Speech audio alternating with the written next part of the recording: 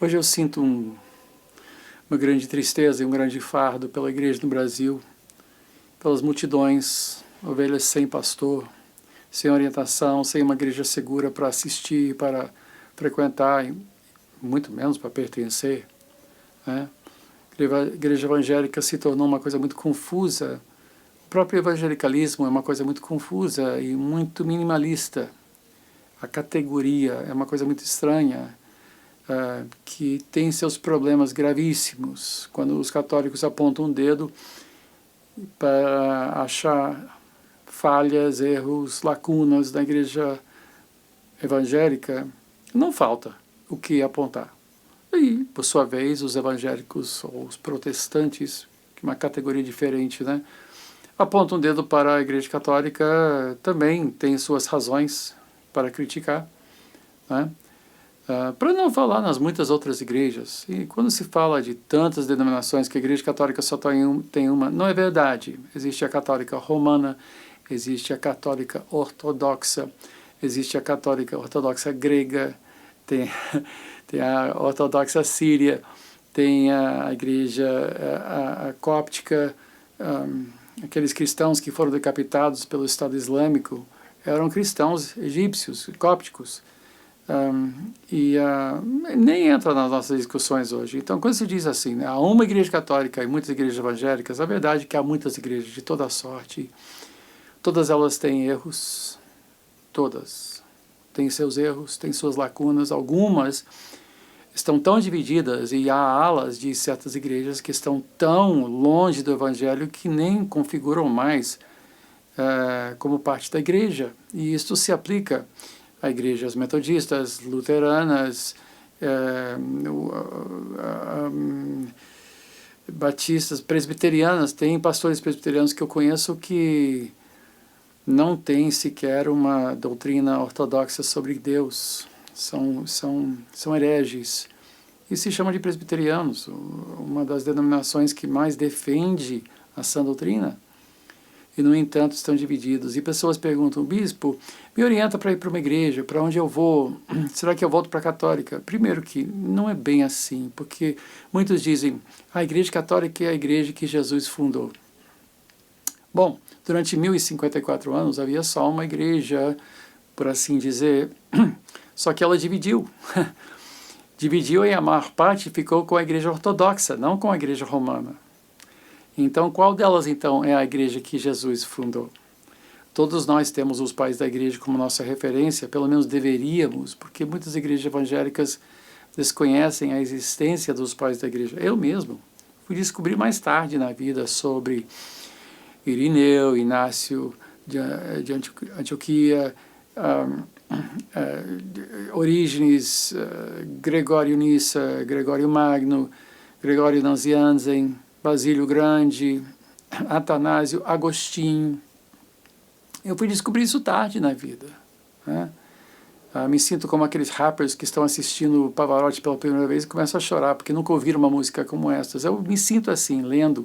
Atualmente estou lendo as cartas de Inácio de Antioquia, quando ele estava sendo levado para Roma para ser martirizado, e ele pedindo à igreja para não interferir no seu martírio, porque ele via sua morte e seu martírio como uma maneira de conciliar a igreja helenista, a igreja grega da igreja judaica, as duas igrejas que tinham alas, né, de origem grega e outras de origem judaica. Então, coisas assim que muitos evangélicos desconhecem. Muitas igrejas viraram uma casa de show.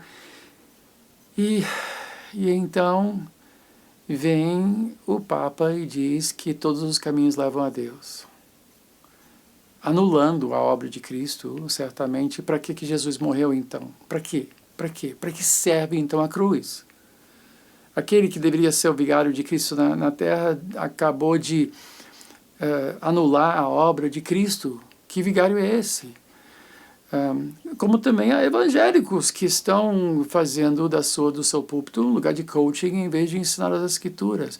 A igreja está numa confusão absurda e falta um diálogo entre homens de Deus. Faltam concílios que podem restaurar a sanidade à igreja. Falta o que eu vou usar uma palavra que foi tão deturpada e corrompida que até me dá arrepio. Falta um grande concílio ecumênico. O que é ecumenismo, então?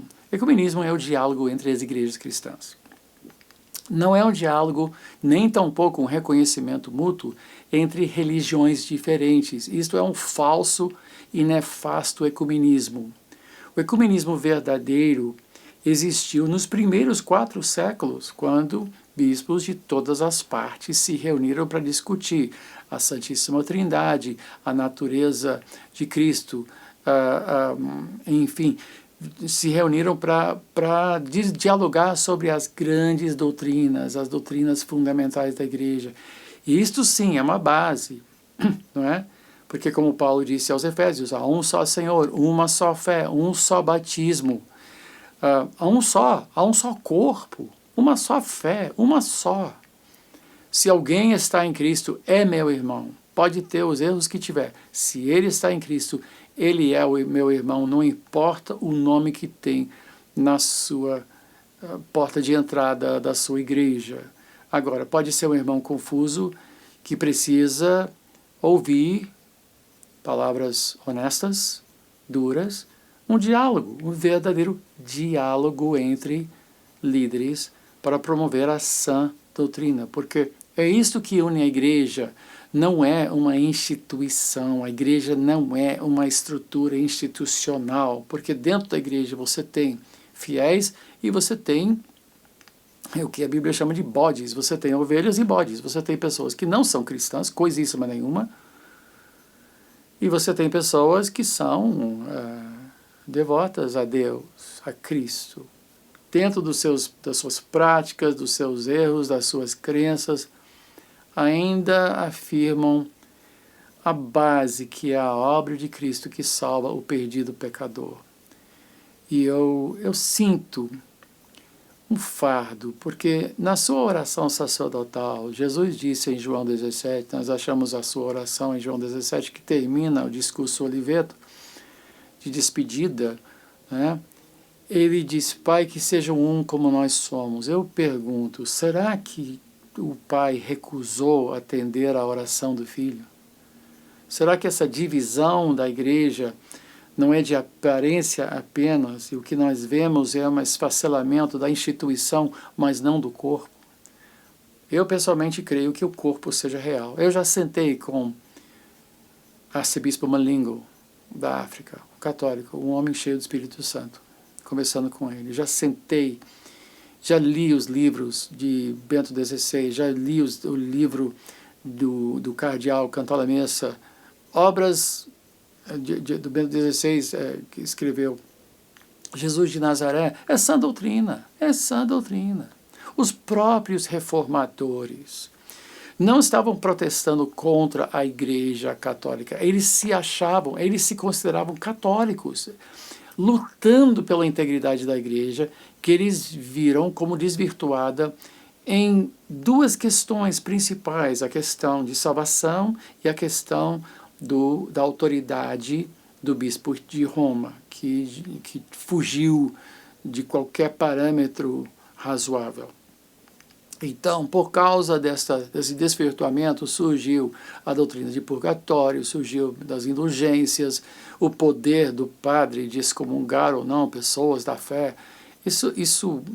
Várias doutrinas que não são bíblicas, mas que fazem parte da tradição. Há uma tradição que os evangélicos, aliás, que os protestantes reconhecem, é a tradição da interpretação doutrina, da sã interpretação das Escrituras, que são a autoridade infalível. É a única autoridade infalível na igreja, são as Escrituras. Nós não rejeitamos a autoridade de pastores, de bispos, dos pais da igreja, dos grandes concílios. Nós não rejeitamos a autoridade. São autoridades, mas todas essas autoridades são passivos de falhas, de erros. Nós todos somos passivos de falhas e de erros. Só as Escrituras Sagradas são infalíveis. E esta é a posição correta da igreja protestante. Alguém diz, não, os protestantes protestam até hoje. Sim, nós protestamos contra erros doutrinários. Há um protesto contra isso. Até dentro de nossos próprios quadros, que hoje estão esfacelados, quebraram em 1000 pedaços. Embora a igreja romana diga que é um monolito, não é. Existem várias doutrinas diversas dentro da própria igreja romana. Você tem a ala do CNBB, que é comunista, você tem uma ala de ideologia de gênero, você tem uma ala beneditina, você tem uma ala franciscana, e as doutrinas variam entre eles mantêm uma unidade institucional, mas não de fé, não de fé. Então, falta esse diálogo, eu sinto essa dor. É um paradoxo, e é um grande dilema ecumênico. Quando é que nós vamos começar a conversar? E segundo, quando é que vamos começar a orar uns pelos outros e orarmos juntos? Porque, meus irmãos congregacionais, batistas, presbiterianos, assembleianos, católicos, ortodoxos, nós estamos sob fogo cerrado. O mundo quer esmagar a igreja em todas as suas expressões.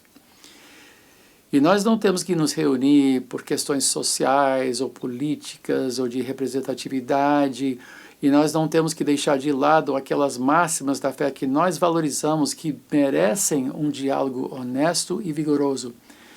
Mas nós temos que botar o joelho no chão e orar e clamar para que Deus nos aproxime mais a Ele, pois Ele é a cabeça da igreja, não nós.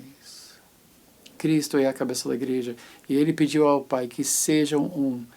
Eu não creio que institucionalmente haja como nos unirmos, não há como. Mas o meu coração anseia, eu falo isso honestamente, eu sinto uma ferida no meu coração pela igreja. Eu sou de origem pentecostal, eu estudei num seminário reformado, eu sou um pentecostal reformado. Mas eu creio, como Lutero creu, eu creio como Calvino creu, que nós fazemos parte de uma igreja única, católica, apostólica, só não romana. Única igreja, católica no sentido de, em todos os lugares, de todos os tempos, há fiéis a Cristo que fazem parte do seu corpo. Esta é a verdadeira igreja católica, é uma igreja só. Há um só corpo, uma só fé, um só batismo, uma só fé, um só Senhor. E nós temos perdido noção disso, então todo mundo está brigando, todo mundo está brigando, todo mundo está preparando os seus cursos. Eu vi mais um católico preparando um curso para arrasar com os protestantes. E esse tom vitriólico, esse tom beligerante, quase que combativo, é tão danoso, é tão contra o Espírito de Cristo. Temos que dialogar com vigor, sim, mas não lançando mísseis uns contra os outros,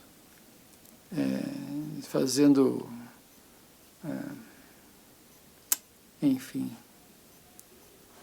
fomentando guerra. Eu oro pela igreja, eu sinto dor pela igreja. Eu vejo todos os erros que pessoas dizem, bispo, o problema com a igreja é esse, o problema com a igreja é aquela. Há muitos problemas com a igreja. E há muitas pessoas dispostas a colocar nos comentários o que acham ser o grande problema da igreja. Minha pergunta é, você já orou pela igreja?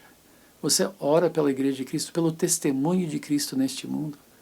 Esta é a pergunta, porque creio que o Espírito de Cristo nos leva a fazer isto, a nos condoer pela igreja, a sentir o fardo pela igreja e pelas tantas ovelhas que estão feridas, perdidas e sem pastor.